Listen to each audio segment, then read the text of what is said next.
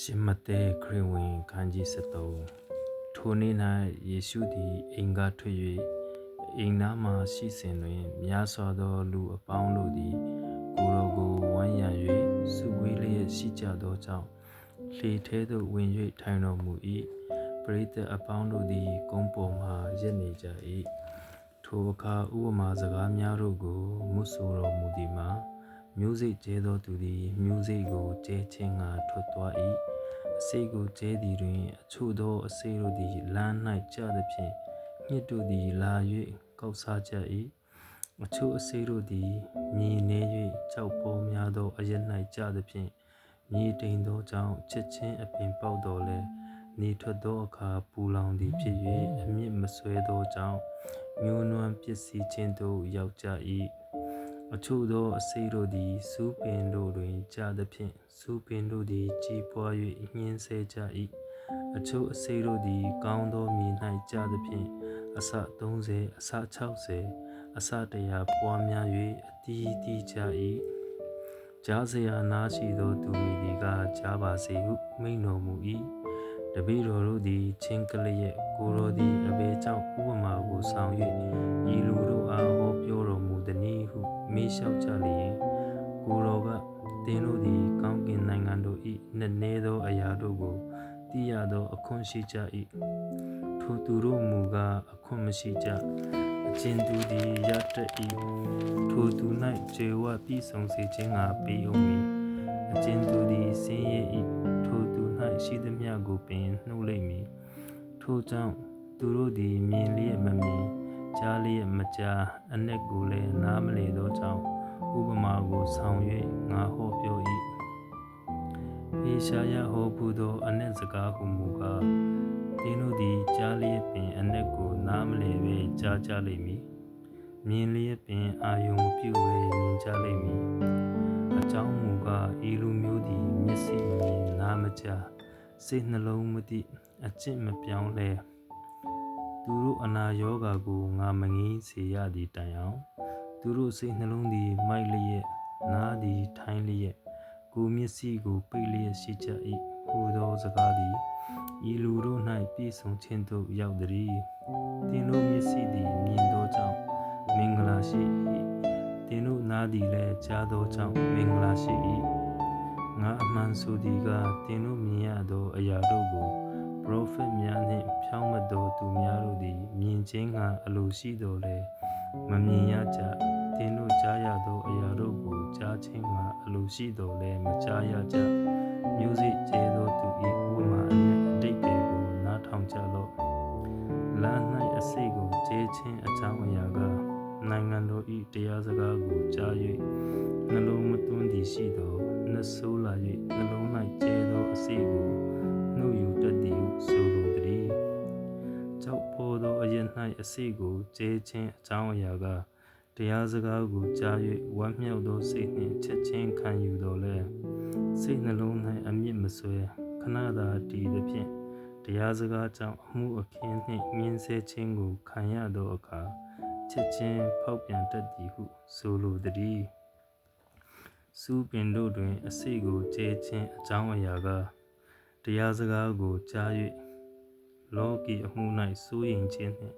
စီစဉ်ဥစ္စာ၏လှည့်စားခြင်းသည်တရားစကားကိုလွှမ်းမိုးညှင်းဆဲတတ်သောကြောင့်အတိမတိနိုင်ဟုဆိုလိုသည်ကောင်းသောမြေ၌အစိတ်ကိုကျဲခြင်းအကြောင်းအရာက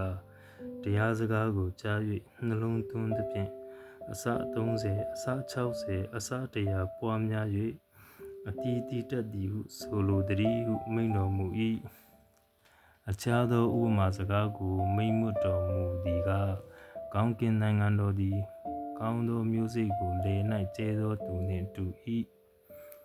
လူတို့သည်အိပ်ပျော်သောအခါသူ၏ရန်သူသည်လာ၍ကောင်းသောစပါးနှင့်လက္ခဏာတူသောတောမျိုးစေ့ကိုစပါးအထဲ၌ကျဲ၍သွားလေ၏အပင်ပေါက်၍အသီးအနှံထွက်သောအခါ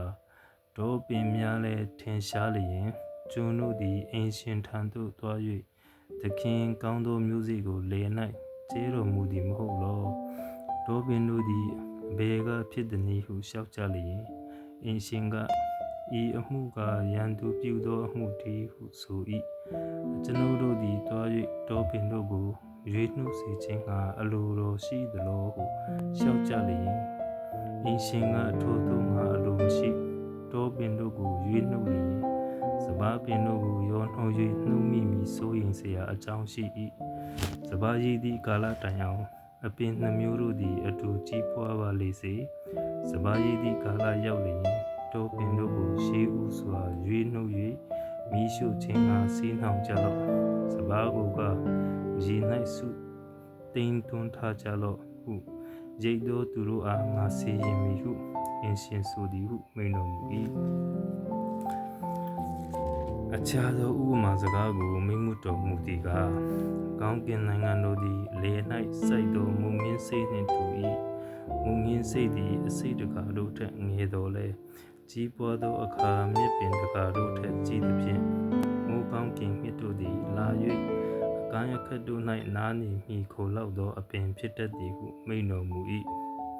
အခြားသောဥပမာစကားကိုမိန့်မှုတော်မူသည်ကကောင်းကင်နိုင်ငံတို့သည်တဈေးနှင့်တူ၏မိန်းမသည်တဈေးကိုယူ၍မုံညစ်သုံးတင်း၌ထည့်သဖြင့်မုံညစ်ရှိသမျှကိုဖောင်းကျွတ်စေတတ်သည်ဟုမိန့်တော်မူ၏ယေရှုသည်ဤဥပမာများတို့ကိုဆောင်၍ပရိသတ်များတို့အားဟောပြောတော်မူ၏ဥပမာကင်း၍ဟောပြောတော်မူထိုသို့သောအားဖြင့်ပရောဖက်စကားဟုမူကားငါသည်နှုတ်ကိုဖွင့်၍ဥပမာများကိုမှုဆိုပေအံ့ကဘာဦးမှဆ၍ထိန်ဝတ်သောအရာတို့ကိုဖော်ပြပေအံ့ဟုဟောဖူးသောစကားသည်ပြည့်စုံခြင်းသို့ရောက်သည်ထိုနောက်မှယေရှုသည်လူအစုအဝေးများကိုလွှတ်၍အိမ်သို့ဝင်တော်မူပြီးမှတပည့်တော်တို့သည်ချင်းကပ်၍လေ၌ကျဲသောတိုးမျိုးစေ့၏ဥပမာအ내အတိတ်ပေကိုကျွန်ုပ်တို့အားဖော်ပြတော်မူပါဟုလျှောက်ကြလျင်ကိုတော်ကကောင်းသောမျိုးစေ့ကိုကျဲသောသူသည်လူသားဖြစ်၏လေကဤလောကဖြစ်၏ကောင်းသောအစေကနိုင်ငံတော်သားဖြစ်၏တောမျိုးစေ့ကနတ်ဆိုးသားဖြစ်၏တောမျိုးစေ့ကိုကျဲသောရန်သူကမန်နတ်ဖြစ်၏စပါးရိတ်သောကာလကဤကဘာကုံသောကာလဖြစ်၏စပါးရိတ်သောသူကကောင်းကင်တမန်ဖြစ်၏တောပင်တို့ကိုရွေးနှုတ်၍မိရှုတကဲ့သို့ဤကဘာအဆုံး၌ဖြစ်လက်တံလူသားသည်မိမိကောင်းကင်တမန်တို့ကိုစေလွှတ်ပေးလျင်မာယွန်းစီသောသူတို့နှင့်မတရားသောအမှုကိုပြုသောသူရှိသမျှတို့ကိုနိုင်ငံတော်ထဲကရွေးနှုတ်၍ငိုကြွေးခြင်းအံတွားခဲကြိတ်ခြင်းရှိရာမိဖို့၌ချကြလက်တံထိုအခါဖြောင်းမသောသူတို့သည်နေထွန်းလင်းတကဲ့သို့မိမိတို့အဘ၏နိုင်ငံတော်၌ထွန်းလင်းကြလက်တံကြားစရာနားရှိသောသူမည်သည်ကကြားပါစေတနည်းကကောင်းကင်နိုင်ငံတော်သည်လေ၌ဝတ်ထားသောဗန္တာနှင့်တူ၏ထိုဗန္တာကိုတွေ့သောသူသည်တဖန်ဖုံးအုပ်၍ဝမ်းမြောက်သောစိတ်နှင့်တွားပြီးလျင်ရတတ်သမျှကိုရောင်း၍ထိုလေကိုဝယ်တတ်၏တနည်းကကောင်းကင်နိုင်ငံတော်သည်မြတ်သောပလဲတို့ကိုရှာသောဂုံသည်နှင့်တူ၏ထိုဂုံသည်သည်အလွန်အဖိုးထိုက်သောပလဲကိုတွေ့သောအခါတွား၍မိမိ၌ရတတ်သမျှကိုရောင်းပြီးလျင်ထိုပလဲကိုဝယ်လေ၏တနည်းကကောင်းကင်နိုင်ငံတော်သည်ပင်လယ်၌ချ၍အမျိုးမျိုးသောငါးတို့ကိုအုပ်မိသောပိုက်ကွန်နှင့်တူ၏ငါးနှင့်အပြည့်ရှိသောအခါတငါတို့သည်ကုန်းပေါ်သို့ဆွဲတင်၍ထိုင်လျက်ကောင်းသောငါးကိုချင်းထဲသို့ရွေးချယ်ထည့်ထား၍မကောင်းသောငါးကိုအပြင်သို့ပစ်လွတ်လိုက်ကြ၏ထိုနည်းတူကဘာအဆုံး၌ကောင်းကင်တမန်တို့သည်ဆင်းလာပြီးလျင်ဖြောင်းမတ်သောသူတို့အထဲမှဆိုးသောသူတို့ကိုနှုတ်ယူခွဲထား၍ငိုကြွေးခြင်းအံတွားခဲကြိတ်ခြင်းရှိရာမိဖို့၌ချကြလက်တံဤအရာအလုံးစုံတို့ကိုသင်တို့သည်နားလည်ကြသလောဟုမေးတော်မူလျင်နားလည်ပါပြီသခင်ဟုတပည့်တော်တို့သည်လျှောက်ကြ၏ကိုတော်ကလည်းသို့ဖြစ်၍ကောင်းကင်နိုင်ငံတော်၏အကြောင်းအရာကိုသင်ပြီးသောကျမ်းဆရာမိသည်ကမိမိဗန္နာထဲကအထူးထူးအပြားပြားသောအသစ်အဟောင်းတို့ကိုထုတ်ဖော်သောအင်ရှင်နှင့်တူသည်ဟုမိန့်တော်မူ၏ထိုဥပမာစကားများကိုအကုန်အစင်မိန့်မှုတော်မူပြီးလျင်ထိုအရမှကြွသွားတော်မူ၏ ထိုနောက်မှမိမိမြို့သို့ရောက်တော်မူ၍တရားစရက်၌ဆုံးမဩဝါဒပေးလေ၏မြို့သားတို့သည်